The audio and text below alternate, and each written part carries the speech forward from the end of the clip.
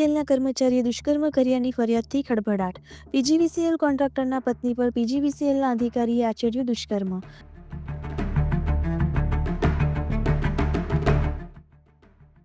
સમગ્ર બાબતે ધ્રોલ પોલીસ મથકમાં ફરિયાદ નોંધાતા ચકચાર મચી જવા પામી.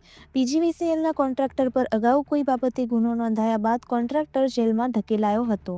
કોન્ટ્રાક્ટરની પત્ની જામનગર પીજીવીસીએલના અધિકારી પાસે કોન્ટ્રાક્ટમાં કરેલ કામના બિલ બાબતે સંપર્કમાં આવી હતી.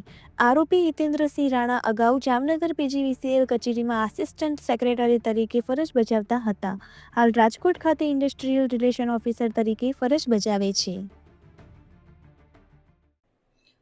જામનગરના ધ્રોલ પોલીસ સ્ટેશન વિસ્તારની બનેલી ઘટના મુજબ જે આ કામના ફરિયાદી બેન છે તેમના પતિના જે બાકી રહેલા બિલ છે કચેરીના, એ જે આ કામના આરોપી છે હિતેન્દ્રસિંહ દિલીપસિંહ રાણા, એમના દ્વારા જે એમના ફરિયાદીના પતિના જે અગાઉના બિલો બાકી હોય તેના નિકાલ કરવા બાબતે એની લાલચ આપી અને અવારનવાર જે ફરિયાદી છે એમને ધ્રોલ ખાતેની ખાનગી હોટેલમાં બોલાવી એમની મરજી વિરુદ્ધ શરીર સંબંધ બાંધેલા હોય તો આ બાબતની દુષ્કર્મની ફરિયાદ ધ્રોલ પોલીસ સ્ટેશનમાં દાખલ કરવામાં આવેલ છે.